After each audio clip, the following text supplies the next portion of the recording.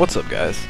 We'll be back after a very long break, and what's the best way to come back from break and completely screwing up everything? Like, somehow getting that my FPS from Fraps engraved at the top of my screen, or how about going through this entire side quest without realizing that my mic was muted the entire time? So yes, this will be post-commentary, because I have no way of going back to this point in the game without starting the game over again.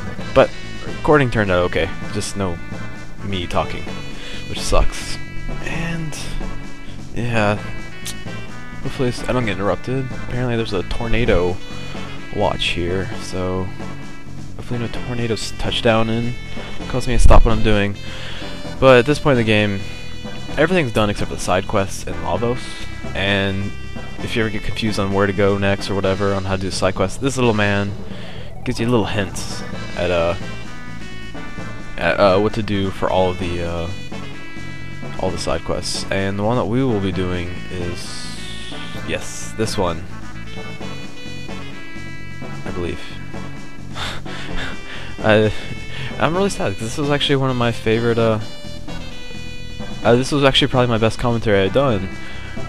I felt like, well, who knows how it actually would have turned out, but I was crushed when I was watching this preview like I'm doing right now and realized I have no voice. Nothing's coming out. But we'll be doing what I thought was Chronos for some reason, but it's actually Lucca's side quest. So yes, this will be labeled Lucca's side quest. Luckily it'll all fit in one part. There won't be any, for these side quests I probably won't do boss fight segments. It depends on how difficult it is. I think the Black Omen will get its little get its own like boss fight cutscene things. But this boss fight we're about to do is the only boss fight in the entire whoa, frames are really cutting down. This will be the only boss fight for whatever it's called, for this side quest. And yeah, I kinda went to the wrong building. I need to go to the Sun Palace, not the Sun Keep. Not really a building, it's actually more of a cave, but yeah. Now I gotta go across the plains and watch my preview thing. Hopefully I don't get too desynced, because my preview thing's like, every once in a while frames are chopping. But hopefully it doesn't get too big of a deal. But yeah, I'm gonna go straight into a boss fight, because it's really all you can do at this point for this side quest. Go in the Sun Palace and fight the Son of Sun. And all it takes really to do this is to have everyone have as much HP, magic defense, and also have like ruby vests, which cut fire damage by half. But you could even go one up by going back to 65 million BC at this point, and you can actually get ruby somethings that cut fire damage by 75%. But yeah, make sure everyone's ready to tank lots of fire damage, because that's what you'll get, fire damage. This boss fight's really annoying because it's a random number generator fight. He has 5 little flames, and you have to guess which one's the right one to attack. And how you know which one's the right one to attack? You don't. You just guess and take damage as you continuously miss and guess the wrong one. As he also casts that spell right there, Flare, every once in a while, and it if you don't have like ruby vests on, it hits pretty hard. I accidentally did the boss fight on one of my test runs without ruby vests. It was a pretty rough boss fight, but I managed to get through it. Because I was like, man, this boss fight's gonna be really hard if you don't have a ruby vest. It's hit for 400. Then I realized I didn't have ruby vests on.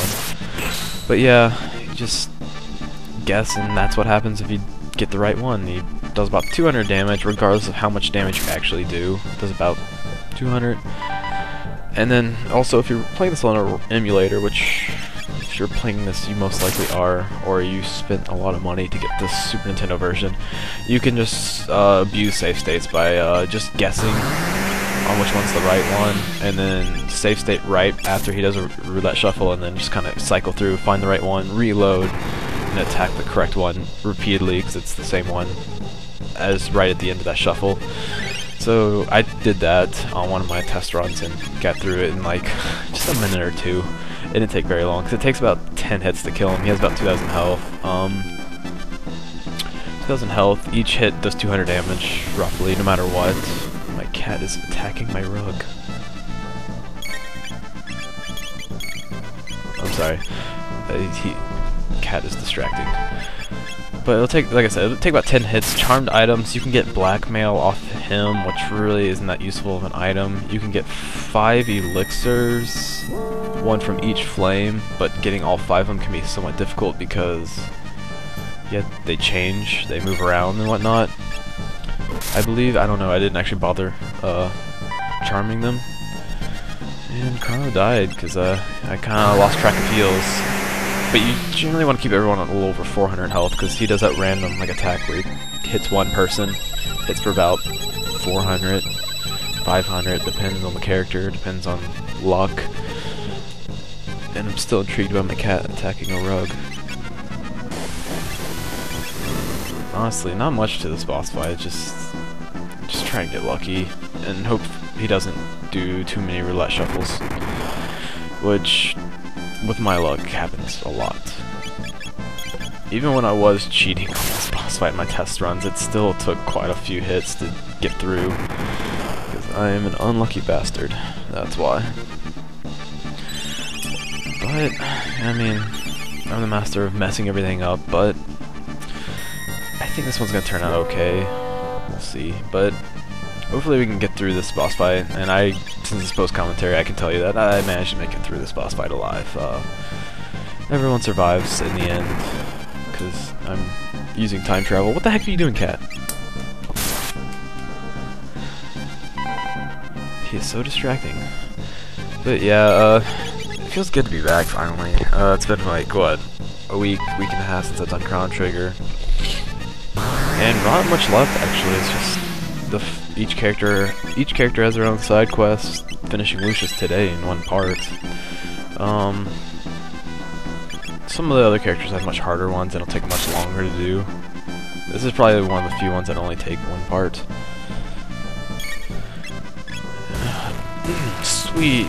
And I thought he ran out. Eventually he runs out of time and you're good to go. But after 10 hits, he'll say like fire burning out or whatever, and from there you just wait and he'll just die on his own.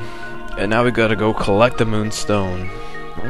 And if you have Robo in your party at this point, he'll say something like, "Oh, let it sit out for 65 million years in the sunlight, and it'll turn into a rainbow stone." And my cat is still attacking a rug.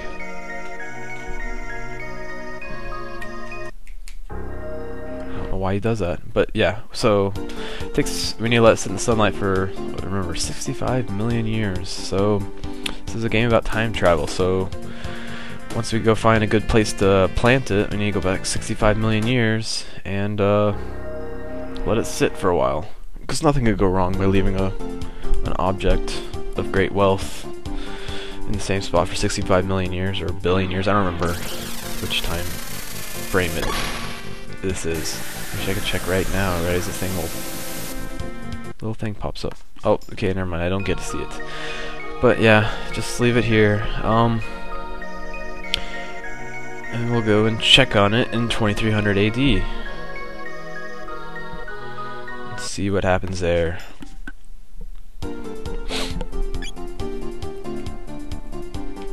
Oh, you stopped attacking the rug, kitty. Are we gonna have a special guest? Or are you not gonna talk? Alright, whatever. I have a cat in my lap, and you like Chrono Trigger, buddy? Whatever. And now we see that the moonstone has disappeared, because who would have suspected that? Nothing could have gone wrong if it was a side quest. But we need to go check out different time frames. We'll start with the 600s, just because there's a little prize involved with going to 600 at this point in the game. Well, see, that moonstone's perfectly fine, but ooh, check that out. Power tab. Power tab.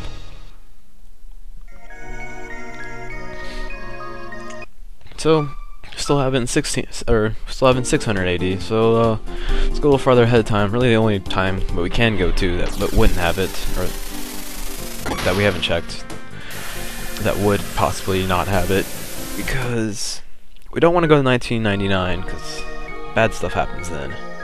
And as suspected,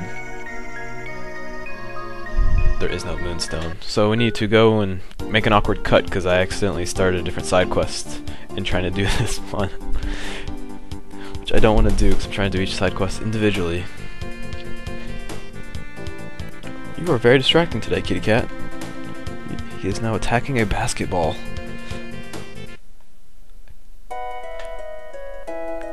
But yes, as you saw, the house was very glowy-esque and quite suspicious if you ask me. So we'll talk to the mayor, who's just, I don't know what you're talking about. And I felt like exploring a little while. Not gonna open those chests yet for specific reasons I won't mention yet, but we'll open those chests sooner or later, because I'll explain how those chests work a little better later. But, so, how to get this moonstone? How about we manipulate time and make his family change their vows and views on life over a span of 400 years? How would we do that? Buy some jerky. Who knew jerky could screw up time so much? So with this jerky, we'll go back to time, or back in time.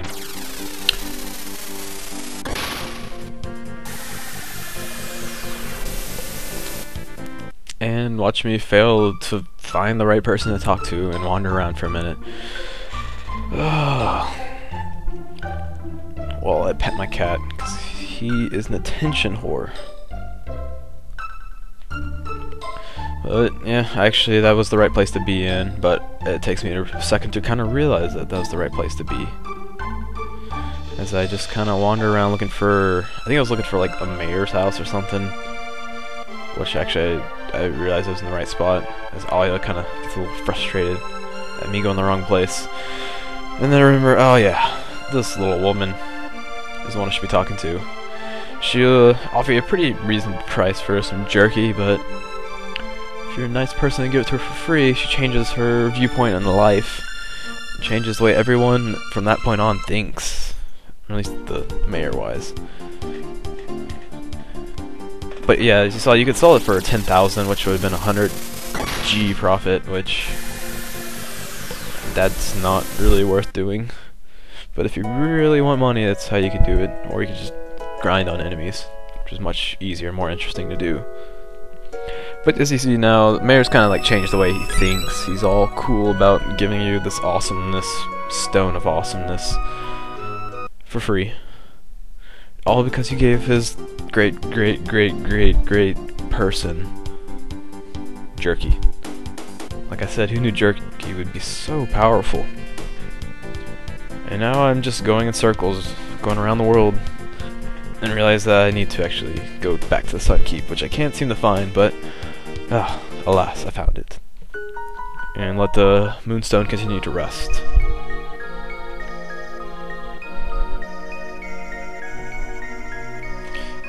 And now that we pretty much have that moonstone there for the rest of the time, we need to go back to 2300 AD and retrieve it.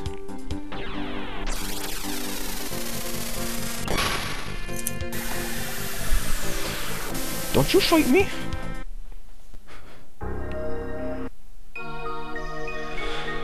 Oh, there it is. Now with that, we can go and reap our rewards. Oh, well, first you have to have Lucca in your party, which takes me a second to kind of realize that.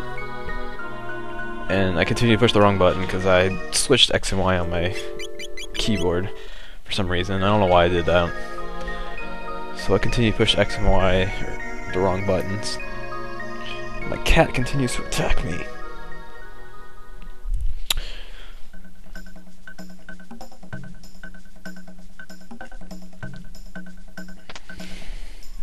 But now that we have the moonstone, we can get Lucca's ultimate weapon and ultimate armor.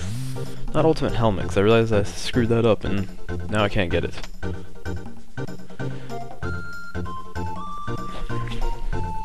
Now she's happy and shooting everybody because she has the Wonder Shot, her weapon of awesome, or ultimate weapon, I guess you would call it. I like to say the word awesome, I realized. So even with all this crap, I guess that's the whole mission, and later everybody.